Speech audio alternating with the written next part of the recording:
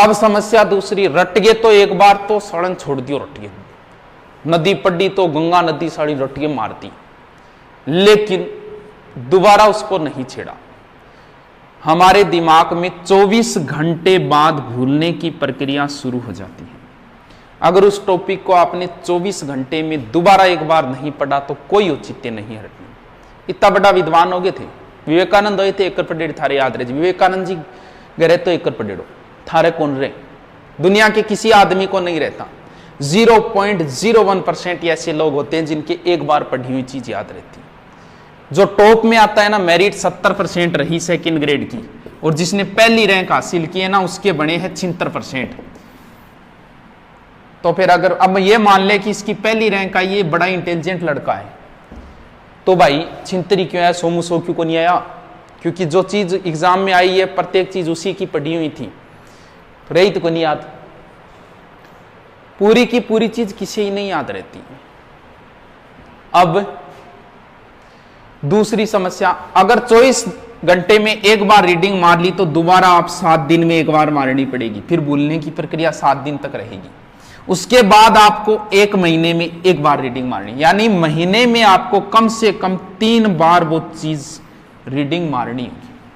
पढ़ा तो सुत्या सुत्या पढ़ा, अरे सुत्या सुत्या कभी पढ़ी जोगे, सोई जो सोगे तो पढ़ाई के लिए बैठना पड़ेगा, सो के रीडिंग की जाती है। हाँ, पहले का मेरा टॉपिक पढ़ा हुआ है गंगा नदी, अब तो आराम से रीडिंग मारनी है रिलैक्स होके।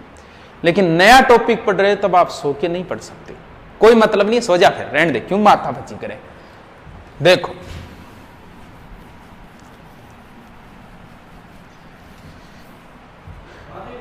जब भी पढ़ो,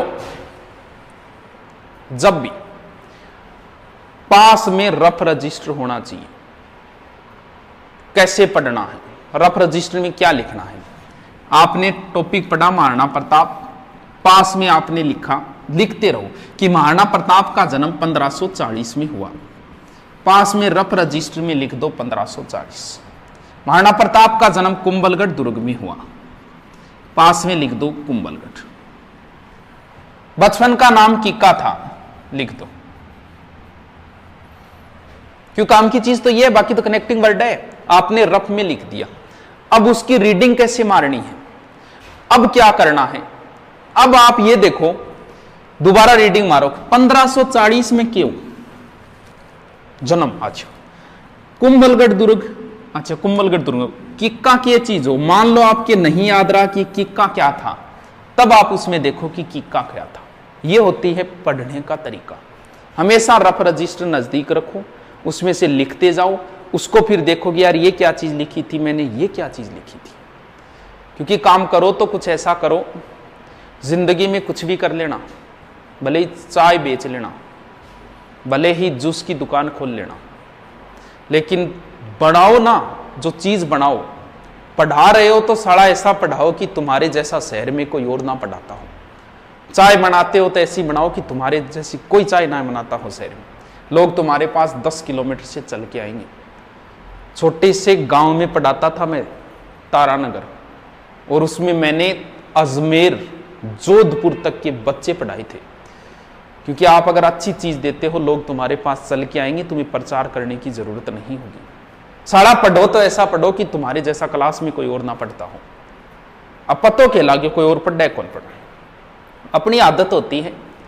अब चेक करांगा, सार लाइन पूछांगा, भाई तू कितना घंटा पढ़ा है? वो थान पतो है कि कहूं 1-2 घंटा। कोई पढ़ने वाला बच्चा कभी नहीं बताता कि मैं कितने घंटे पढ़ता हूं, वो मोहब्बत करता है उनसे। जो किताबों से मोहब्बत करता है ना, वो कभी नहीं बताता गुरुजी किताबों में मोहब्बत है। हाँ वह, मान लो कोई इंग्लिश का टीचर है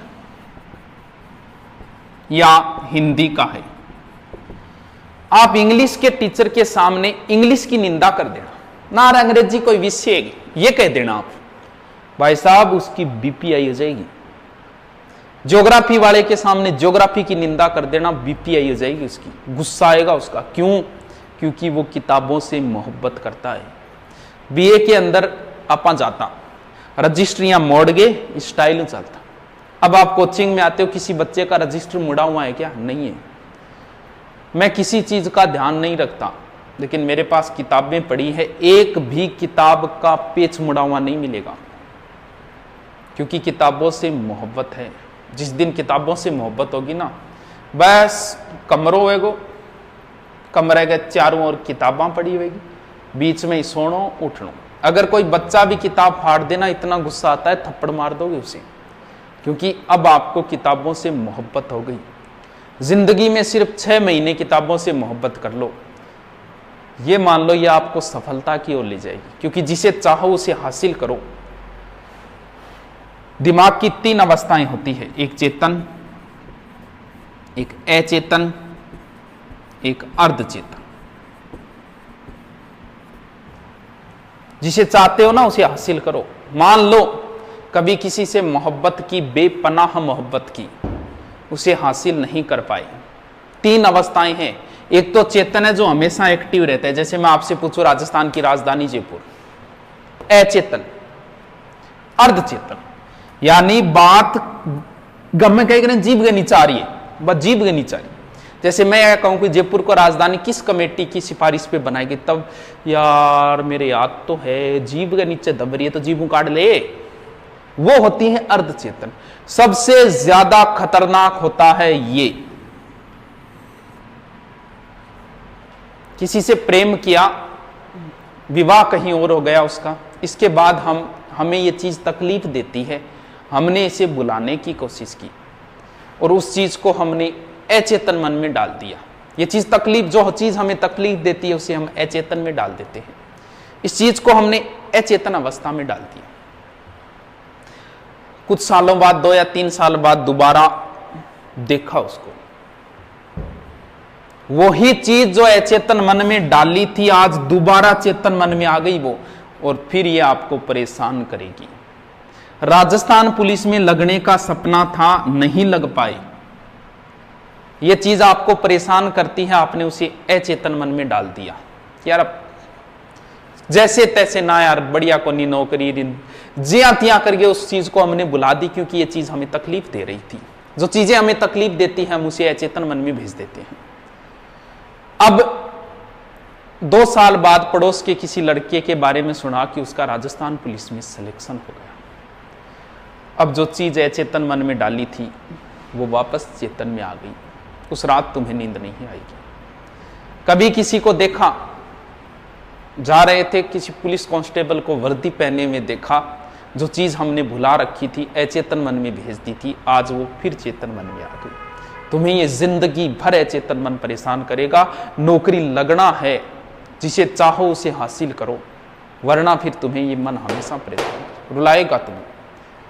तो नौकरी अगर लगने की इच्छा है तो इस अचेतन मन से बचना चाहते हो तो तैयारी करनी होगी। घूमना फिरना छोड़ दो, सिर्फ 6 महीने के लिए कमरे में रहो। मैं ये नहीं कहता आप सो मत, सो जी भर के सो, लेकिन बाहर मत जाओ। कितने घंटे सोओगे? 5 घंटे ना गुरुजी, 5 के काम चाले 10 घंटा ना गुरुजी, 10 को मन ज्यादा है।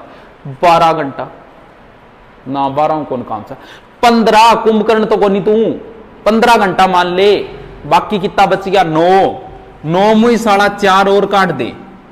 5 घंटे भी अगर शुद्ध करते हो तो बहुत है, लेकिन घूमना फिरना छोड़ दो। बाहर जाते हो ना, भले 1 घंटे के लिए जाते हो, लेकिन आपको पता नहीं चलता, वो आपका 3 घंटे खराब करता है।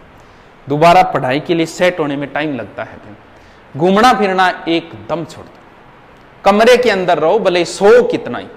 गुरुजी दिन के पहले उठ के पढ़ना जरूरी है ना? कोई जरूरी कौन बिरा, तेरे जच्चे जद पढ़, रात में पढ़े वे भी नौकरी लागे, सुबह उठ के पढ़े वे भी लागे।